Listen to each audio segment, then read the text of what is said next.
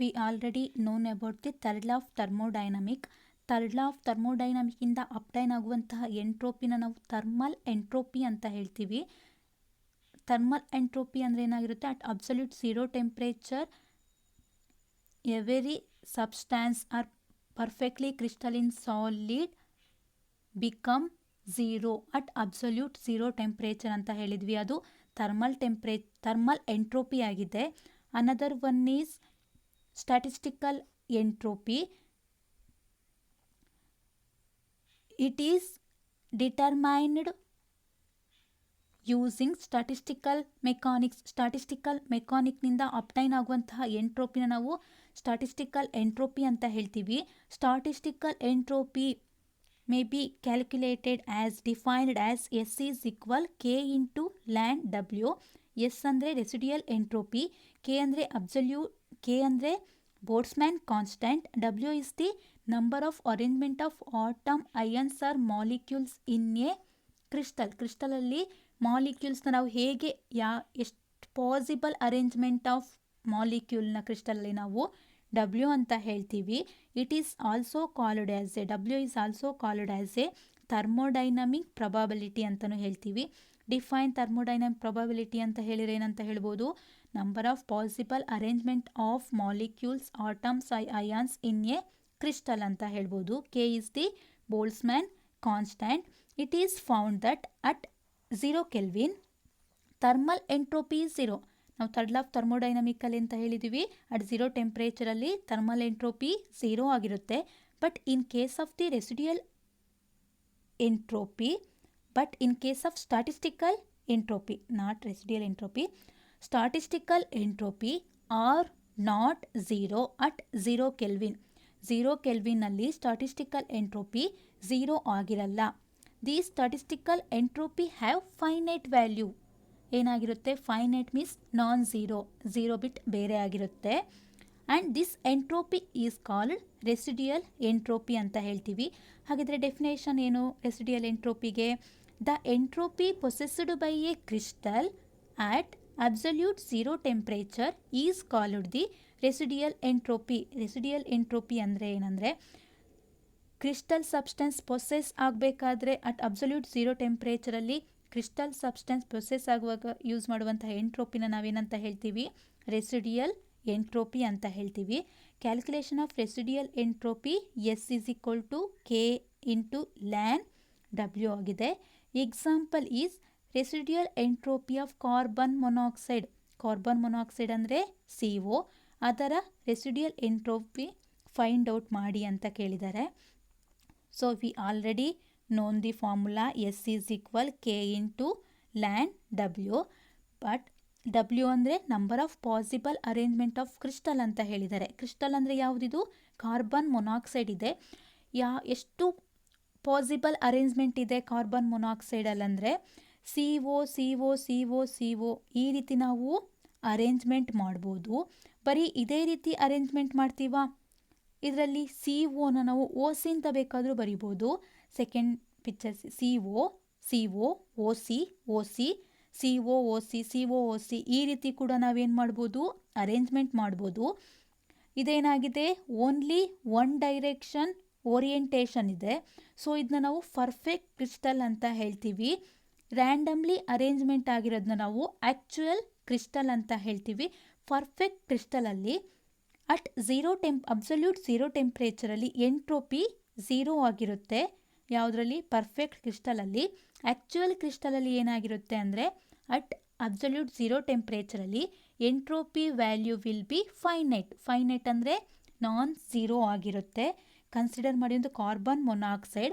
So possible arrangement ಎಷ್ಟಿದೆ, CO ಅಂತ ಬೇಕಾದರೂ ಬರಿಬೋದು, OC ಅಂತ ಬೇಕಾದರೂ ಬರಿಬೋದು. So possible arrangement of the carbon monoxide two ಟೈಪ್ಸಲ್ಲಿ ನಾವು ಅರೇಂಜ್ಮೆಂಟ್ ಮಾಡ್ಬೋದು. Suppose a sample of carbon monoxide contain N molecules. Carbon ಮೊನಾಕ್ಸೈಡಲ್ಲಿ N ಮಾಲಿಕ್ಯೂಲ್ಸ್ ಇದೆ. Can have 2 power N orientation. ಏನಾಗಿದೆ, 2 ಪವರ್ N ಓರಿಯೆಂಟೇಷನ್ ಇದೆ. That is W is equal 2 power N. W ಏನಾಗಿದೆ, 2 power N ಆಗಿದೆ.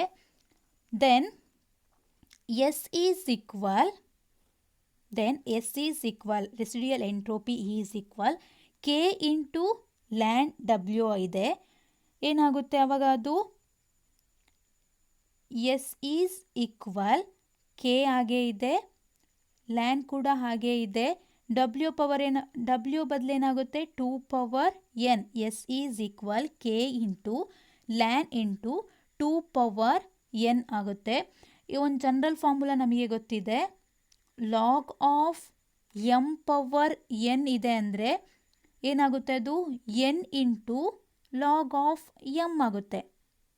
Log of M power N is equal N into log M ಆಗುತ್ತೆ ಅಂದರೆ so ಏನಂತ ಹೇಳ್ಬೋದು, 2 power ಎನ್ನ ಏನಂತ ಹೇಳ್ಬೋದು, ಲ್ಯಾನ್ ಆಫ್ 2 ಪವರ್ ಎನ್ನ ಎನ್ ಇಂಟು ಲ್ಯಾನ್ 2 ಅಂತ ಹೇಳ್ಬೋದು. ಸೊ ಮತ್ತೇನಾಗುತ್ತೆ ರಿಯಾಕ್ಷನ್ ಫಾರ್ಮುಲಾ ಏನಾಗುತ್ತೆ, S is equal K into N into ln 2. ಈ ಇಕ್ವೇಷನ್ ಏನಾಗುತ್ತೆ, ಲ್ಯಾನ್ 2 ಪವರ್ ಎನ್ ಇದ್ದಿದ್ದು ಎನ್ ಇಂಟು ಲ್ಯಾನ್ 2 ಆಗುತ್ತೆ. So S is equal K into N into ln 2 ಆಗುತ್ತೆ. If number of moles n is the number of moles, if number of moles n is equal to the Avogadro's number n is equal to the Avogadro's number ಅಂದರೆ NA. ಈ ಎನ್ನು ಯಾವುದಕ್ಕೆ equal ಆಗಿರುತ್ತೆ, ಅವಗಾಡ್ರೋಸ್ ನಂಬರ್ಗೆ equal ಆಗಿರುತ್ತೆ ಅಂದರೆ next ಏನಾಗುತ್ತೆ, S is equal K into N A into ln 2 ಆಗುತ್ತೆ. S is equal K into N A into ln 2 ಆಗುತ್ತೆ. ಕೆ ಆ್ಯಂಡ್ ಎನ್ ಎ, ಈ ಕೆ ಮತ್ತು N A can be return as R it is equal to rate constant R. ಏನಾಗಿರುತ್ತೆ, K into N A R K N A is equal R. K ಮತ್ತು N A ಪ್ಲೇಸಿಗೆ ನಾವು R ಅಂತ ಹಾಕಿದಾಗ S ಏನಾಗುತ್ತೆ, S is equal R into ln 2 ಆಗುತ್ತೆ. Ln ಅನ್ನೋದು log ಆಗಿ ಕನ್ವರ್ಟ್ ಮಾಡಬೇಕಾದ್ರೆ S is equal 2.303 log R log 2 ಏನಾಗುತ್ತೆ, ನಾವು ಸಬ್ಸ್ಟಿಟ್ಯೂಟ್ ಮಾಡಬೇಕು. ಏನಾಗುತ್ತೆ, ಎಸ್ ಈಸ್ ಈಕ್ವಲ್ ಕೆ ಮತ್ತು ಎನ್ ಇರೋದು ಆರ್ ಆಗುತ್ತೆ ಅಂದರೆ ಲ್ಯಾನ್ ಇರೋದು ಲಾಗ್ ಆಗಬೇಕಾದ್ರೆ 2.303 ಆರ್ ಲಾಗ್ 2 ಆಗುತ್ತೆ. ಸೊ ವ್ಯಾಲ್ಯೂನ ನಮಗೆ ಏನಾಗುತ್ತೆ, ಆರ್ ಅಂದರೆ ವ್ಯಾಲ್ಯೂ ಗೊತ್ತಿದೆ, ಲಾಗ್ 2ನ ನಾವು ಫೈಂಡ್ ಔಟ್ನ ಕ್ಯಾಲ್ಕುಲೇಟರಲ್ಲಿ ಹೊಡೆದ್ರೆ ಸಿಗುತ್ತೆ ವ್ಯಾಲ್ಯೂ ಎಷ್ಟು, ಲಾಗ್ 2ಗೆ 0.3013 ಆಗುತ್ತೆ. So S is equal 2.303 into R ಅಂದರೆ 8.314 ಇಂಟು ಲಾಗ್ 2 ಅಂದರೆ 0.3031.